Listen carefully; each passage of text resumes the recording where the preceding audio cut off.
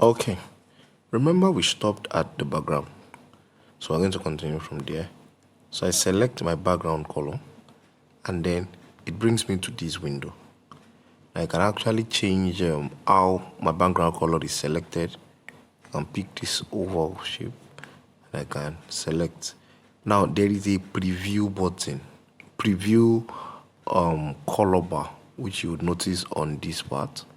That anytime I select a color, it changes. Notice, anytime I select a color, so I'm sliding this, it changes for me to identify the color I want.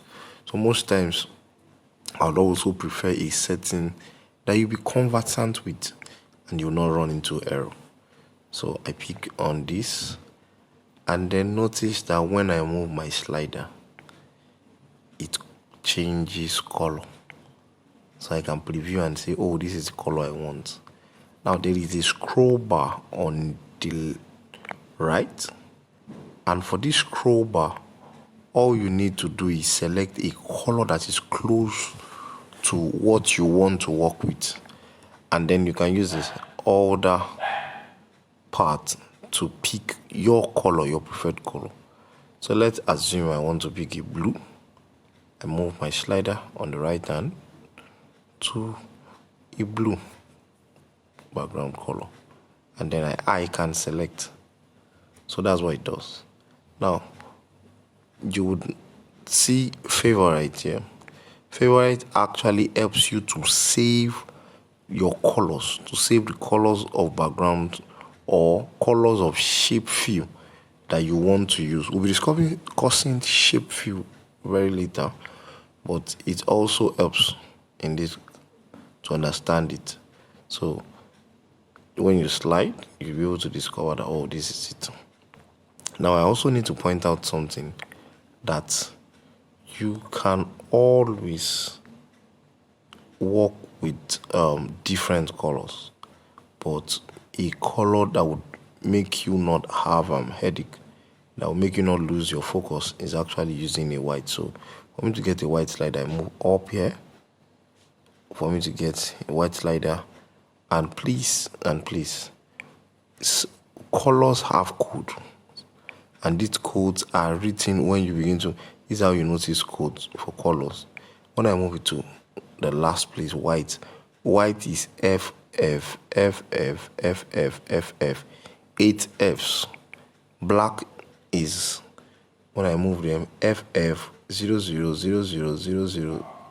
Now you notice that these are codes written when it gets to a color. So we'll try the last one. Let's go to a blue, and you'll notice that this code is different. So we have FF0C00ED for the code. Now the next thing I want to do is I want to go to the plus button here. The plus button here. And what the plus button does, what it does is it helps you to change the color code. Now the color code is depending on the kind of color you want to pick. So let's try a color code. So I have FFODOOFF.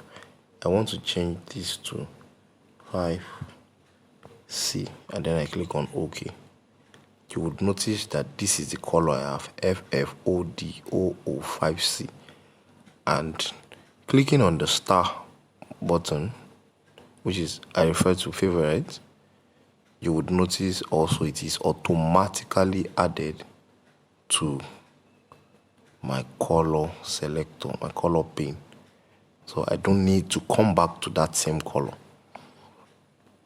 Now, would also see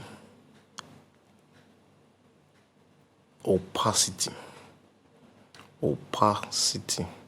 Now what opacity just helps you, it's a slider that helps reduce the brightness or increases the brightness of the transparency of the color of a color. Now let's say I've selected blue, and then I slide down opacity. Notice on the preview bar that the opacity color begins to change. Now this is what it does. It changes opacity, just to increase or decrease. Now, remember I said we're going to start with a white background. So I'm going to pick a white background. I'm going to click on OK. And then I have this. So I can now start what I want to do, my design, and I'm going to click on OK to initiate the process. That this is what I want to start with. Notice how the bars are structured. It's structured in a way that you'd see the sliders underneath. But if you're using a tab with a bigger screen, the tabs would always be on your left or some on your right. So it now shows you what tools to use. So we'll be diving into this in the next class.